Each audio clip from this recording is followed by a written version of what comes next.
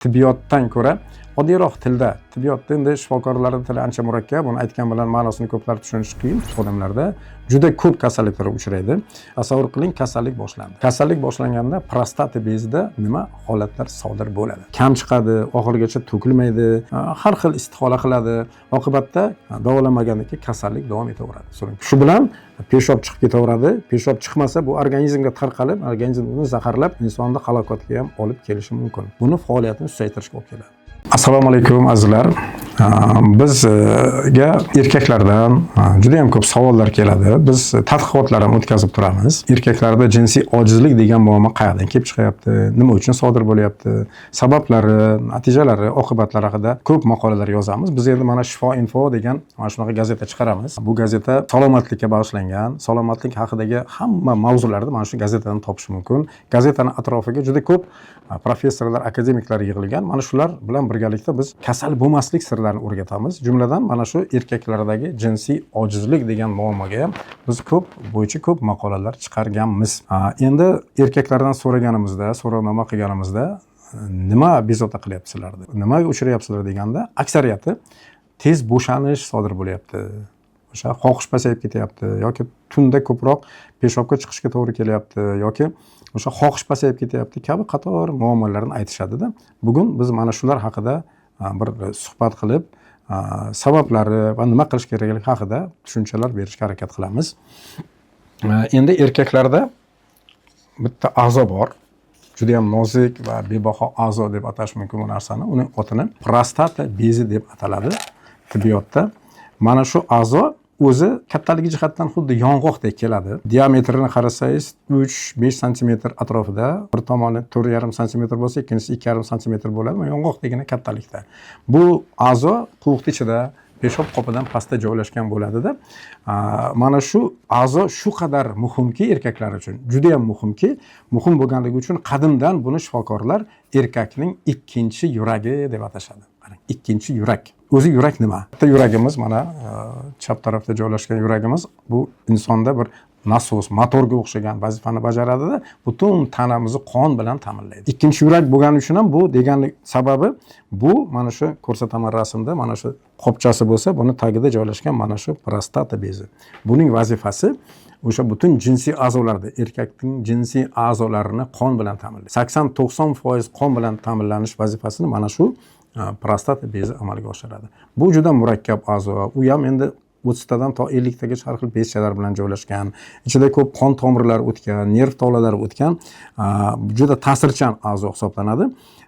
Shuning uchun bu a'zoni shifokorlar o'sha erkakdagi har qanday muammo mana shu aynan prostata bezi bilan bog'liq deb qarashadi. Erkakda qanaqa muammo bo'lsa, o'sha shifokorlar mana shu a'zoga e'tibor berishadi. Buni ahvolini tekshirib ko'rishadi. Endi mana rasmda ko'rsataman. Mana shu rasmda prostata bezining sog'lom holati ko'rsatilyapti. Mana shu prostata bezi ko'ryapsiz. Bu endi kesilgan holatda, mana shunaqa normal holatda, sog'lom holatda turibdi. Bu endi peshob qopining, peshob yo'lining o'rtasidan o'tgan. Peshob yo'li mana shu prostata bezining o'rtasidan o'tgan bo'ladi. Mana shu a'zo agar sog'lom bo'lsa, demak erkak jinsiy jihatdan sog'lom bo'ladi. Bunda kasallik bo'ldimi, demak erkaklarda muammo paydo bo'la boshlaydi. Biz endi erkaklar shunaqamiz, buni ko'zimiz bilan ko'rmaymiz, sezmaymiz hatto, shuning uchun e'tibor ko'p bermaymiz. Oqibatda mana shu a'zo ko'p kasalliklarga duchor bo'ladi. Bu juda ham ta'sirchan a'zo, sal narsaga o'sha kasal bo'lib qolishi mumkin. Kasal bo'lish sabablari juda ham ko'p kasalliklar. Mutaxassislar buni kasalliklarni ikki xil turga bo'lishadi odatda. Birinchisi noinfeksion, ikkinchisi infeksion kasalliklar deb atashadi. Noinfeksion kasalliklar bu infeksiya yuqmagan, o'sha aytaylik stress bunga juda katta ta'sir qiladi. Kam harakat, noto'g'ri ovqatlanish, har xil ruhiy kechinmalar deb hisoblasak, infeksion kasalliklar endi bu infeksiya tushishi, mikroblar tushishi, bu o'sha noto'g'ri jinsiy hayot olib ketish, o'sha har xil venerik kasalliklar orqali, o'sha islomda aytadi-ku, zino qilma deydi. Zino oqibatida ham mana shu infeksiyalar kelib tushib, mana shuni prostata bezini juda katta zararlashi mumkin. Mana shu sabab, mana shu prostata bezi ko'p kasalliklarga uchrashi mumkin. Endi buni sog'lom holatdagi rasmi. Endi erkakda mana shu kasallik boshlandi. ko'proq kasalliklarni men endi tibbiyotdan ko'ra oddiyroq tilda, tibbiyotda endi shifokorlarning tili ancha murakkab, uni aytgan bilan ma'nosini ko'plar tushunishi qiyin. Men sodda qilib tushuntirishga harakat qilaman. Ko'p uchraydigan, erkaklar ko'p uchraydigan muammo, kasallik bu shamollash. Shamollash deyarli odat tusiga kirib qolgan biz odamlarda. Juda ko'p kasalliklar uchraydi. Oddiygina masalan o'sha ota-bobolarimiz aytadiki, erkaklarda bironta zaxga o'tirsa, beton ustiga o'tirsa, o'tirma deydi. Zaxga o'tirma, sovuq ustiga o'tirma deydi. Chunki o'tirgan paytda birinchi navbatda mana shu prostata bezi zararlanadi. Va oddiy boshqa shamollashlar bo'lganda ham, shamollashni men shunday hisoblaymanki, o'zimcha bu shunday kasallikki insonni butun organizmini zararlaydi. Hatto boshdagi sochdan tirnoqqacha bo'lgan joyda shamollash qoplab oladi. Shamollash bu immunitetni holatini pasaytiradi va barcha kasalliklarga eshik ochib beradi va shamollash oqibatida insonda tanasiga juda ko'p kasalliklar kirib keladi, qo'zg'aladi kasalliklar. O'sha uchun ham kasallikdan har bir odam o'zini ehtiyot qilib yurish kerak deb hisoblayman. Mana shu endi kasallik, tasavvur qiling, kasallik boshlandi. Kasallik boshlanganda prostata bezida nima holatlar sodir bo'ladi? Mana ikkinchi rasmda ko'ramiz. Ikkinchi rasmda mana o'rtadagi rasm, mana prostata bezining holati. Kasallangandan keyin bu nozik a'zo prostata bezi shisha boshlaydi, kattara boshlaydi. O'zining ichida infeksiyalar bor, har xil haligi o'zgarishlar bo'ladi va katta bo'lgandan keyin mana peshob qopini ham qisib qo'yyapti, o'z atrofini ham qisayapti va eng muhim e'tiborni qaratishga xohlardim.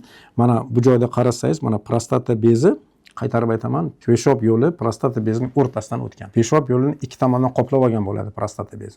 Mana shu holatda mana prostata bezi demak bemalol peshob qopida siydik yo'llari ochiq, bemalol turibdi sog'lom paytida. Endi mana kasallandi. Qarang, peshob yo'li qisilib qolgan. Demak, mana shu holatda, prostata boshlangan holatda birinchi belgisi insonda, erkaklarda shu peshob chiqishda muammolar paydo bo'la boshlaydi. O'sha kam chiqadi, oxirigacha to'kilmaydi, kechasi ko'proq o'sha peshobga chiqish holatlari sodir bo'ladi. Mana shunaqa paytda erkak harakatini boshlashi kerak. Demak, prostata bezi demak o'zi haqida axborot beryapti erkakka. Demak, harakat qiling. Men kasalman, meni davolang degan sado beryapti. Ana shu paytda erkak kasalliklarni boshlashi kerak. Endi erkaklarda psixologiyasi shundayki, o'sha davolanishni ko'p xush ko'rmaydi, shifokorga borishni yoqtirmaydi, har xil istihola qiladi. Oqibatda kasallik davolanmagandan keyin kasallik davom etaveradi. So'rang, erkak harakat qilib tezroq davolanishni yo'lini qilsa, buni o'z holatiga keltirish mumkin. Endi davolanmadi erkak, shifokorga ham bormadi, o'zicha nimadir qilib o'tib ketadi deb o'yladi, xato fikr qildi. Oqibatda mana 3-rasmga qaraymiz. Prostata bezi mana shunaqa holatga keladi. Ko'ryapsizmi, qo'rqinchli holat. Yaralar bitib ketganga o'xshaydi. Buni otini prostata adenomasi deb atashadi tibbiyotda. Adenoma mana shu. Endi bu yerda peshob yo'li ham deyarli qisilib qolgan bo'ladi. Endi peshob yo'li qisilib qoldi, hatto siydik o'tmay ham qoladi, bekilib qoladi siydik yo'li. Endi siydik qayergadir ketish kerak. O'shunaqa paytda shifokorga borasiz, nima qiladi shifokorlar? Peshob yo'lini o'sha jinsiy a'zoni uchidan boshlab shlanga o'xshagan narsani kiritib, peshob qopigacha olib keladida, peshobni shu yo'l orqali chiqarish yo'lini qiladi. Yoki ikkinchi yo'li, hali biqiningdan darcha ochib qo'yaman degan bir urushadigan gaplari bor o'zbeklarda. Shu biqinidan darcha ochib, o'sha yonidan peshob qopiga shlanga olib kelib, tashqariga chiqadigan yo'lini qilib qo'yishadi.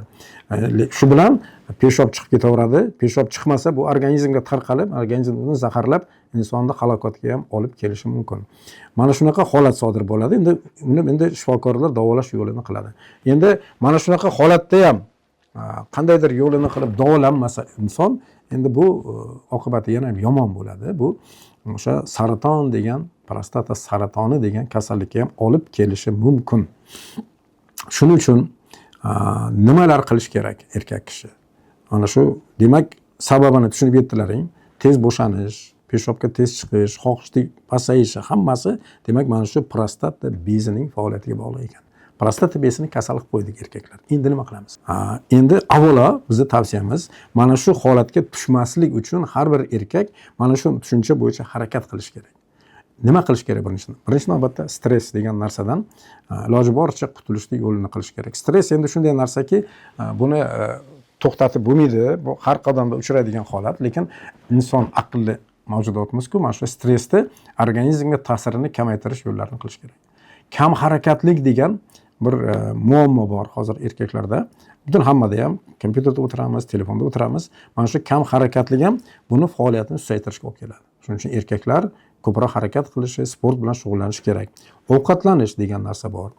Sog'lom ovqatlanish. Biz ko'pincha ovqatlanish tartibiga rioya qilmaymiz, bo'kib ovqatlanamiz, kam harakat qilamiz. Oqibatda bu ham o'sha qorin to'ladi o'zbeklarda. Qorinni ko'paytirib kattartirib yuboramiz, qorin to'ladi, lekin bunga kerakli bo'lgan vitaminlar yetib kelmasligi mumkin. O'sha uchun o'sha parhez degan so'z bor. O'sha vitaminli erkak uchun quvvat bo'ladigan vitaminli mahsulotlarni ko'proq iste'mol qilish kerak bo'ladi. Mana shunda buni o'zini prostatani sog'lom saqlash mumkin. Endi kasallik bo'lgandan keyin nimalar qilish kerak? Kasallik uchradingiz, demak, buni endi albatta davolanish kerak. Buni mutlaqo orqaga cho'zib, keyin davolanaman, keyin bo'ladi degan narsalarni erkak kishi miyasidan chiqarib tashlash kerak. Agar siz vaqtida davolanmasangiz, oqibatini aytib o'tdik, shunga olib keladi. Bizda ko'p erkaklar bilan suhbatlashamiz, og'riq bilan chidab yuraveradi. Davolanish kerak. Iloji boricha har bir kun, hattoki har bir soat g'animat. Erkak kishi shuni bilib olib, har bir daqiqadan unumli foydalanib davolash yo'llarini qilish kerak. Uy sharoitida buni endi agar adenomaga uchrasa, buni davolanish juda ham mushkul. Uy sharoitida prostatani boshlanish holatida uy sharoitida ham nimalardir qilib davolanishga harakat qilish mumkin. Agar o'sha yuqorida aytilgan tavsiyalarga rioya qilinsa, boshlanish holatida davolash mumkin bo'ladi. Lekin u adenomaga o'tib ketsa, ayniqsa saraton bo'ladigan bo'lsa, buni endi albatta shifokorlar yordamiga zarurat bo'ladi. Endi biz hozir qanaqa davolanish kerak, shifokor nima qiladi degan savollarga javob berishga yiroqmiz. Har bir odamdagi holatni aniq tekshiruvlar asosidagina uni diagnoz qo'yish mumkin. Shuning uchun agar bizni kanallarimizni kuzatib borsalaring, keyingi chiqishlarimizda biz o'sha batafsil shular haqida ma'lumotlar beramiz. Sog' bo'linglar, omon bo'linglar.